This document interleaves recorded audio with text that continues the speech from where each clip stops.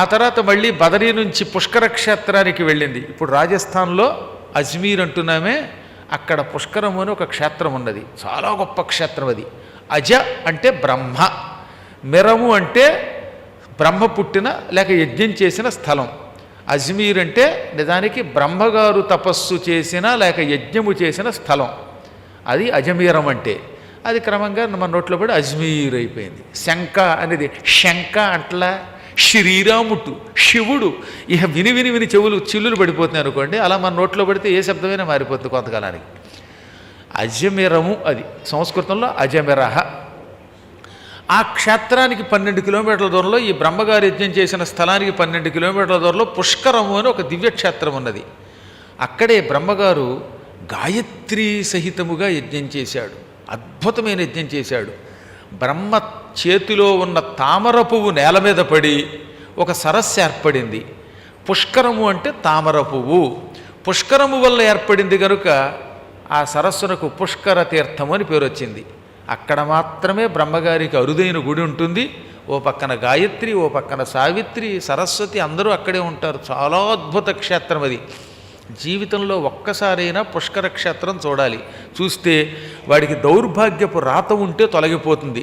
అందుకే పూర్వకాలంలో ఎక్కువ మంది ఆ క్షేత్రానికి వెళ్ళి ఒక రాత్రి నిద్రించి ఆ మరునాడు మళ్ళీ బ్రహ్మగారి గుడికి వెళ్ళి నమస్కారం చేసేవారు. అప్పుడు ఏమవుతుంది, వాడి జాతకంలో ఉన్న దోషాలు పరిహారం అయిపోతాయి.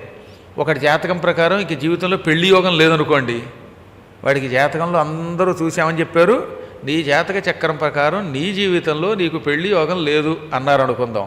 అటువంటి వాడు ఒక రాత్రి అక్కడ నిద్రించి బ్రహ్మగారి గుళ్ళో దండం పెట్టుకుని, బాబు ఎందుకు ఈ రాత రాశావు, ఈ రాతను తొలగించి నాకు మంచి పెళ్ళాన్ని కనీసం ఒక్క భార్యనైనా ప్రసాదించు అని కోరుకుంటే గ్యారంటీగా వాడికి ఏడాది తిరిగేలో పెళ్ళవుతుంది అని పద్మపురాణం చెబుతున్నది. అలాగే స్త్రీలకు పెళ్లి కాకపోతే వాళ్ళు మొక్కుకుంటే వాళ్ళకి వివాహం అవుతుంది.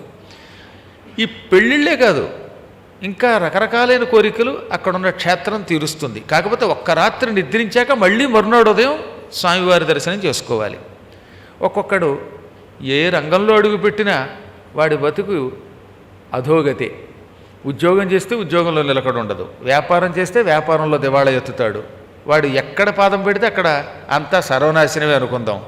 అటువంటి దౌర్భాగ్య స్థితిలో ఉన్నవాడు ఈ పుష్కర క్షేత్రమునకు వెళ్ళి ఒక్క రాత్రి నిద్రించి మరునాడు ఉదయం బ్రహ్మదేవుణ్ణి సావిత్రిని భక్తి శ్రద్ధలతో చూచి దర్శించి నమస్కరించుకుని నాకు మంచి రాత రాయమని కోరుకుంటే ఏడాది తిరిగేలోపు వాడి సమస్త దౌర్భాగ్యాలు తొలగిపోతాయి. అందుకనే ఆ క్షేత్రానికి తమ రాత మార్చుకోవడానికి వెళ్ళేవారు పూర్వం. నేను చాలామందిని చూశాను అలాంటి వాడిని. ఇక వీడి జీవితంలో పెళ్లి కాదనుకున్న వాడికి మొన్నే 45 ఏళ్ల వయస్సులో పాపం అంత పొడుచు వయస్సులో పెళ్ళయింది.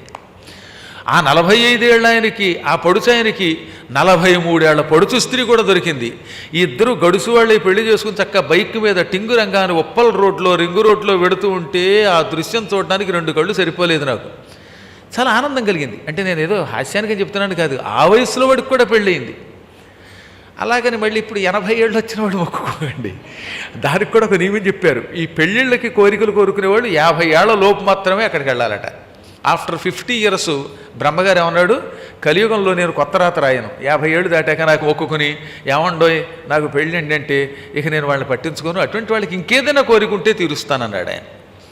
నేను చెప్పేవి కొన్ని విచిత్రంగా అనిపించినా మీకు ప్రాక్టికల్గా పెడితే దానికి తగిన ఫలితం లభించినప్పుడు ఆనందం కలుగుతుంది.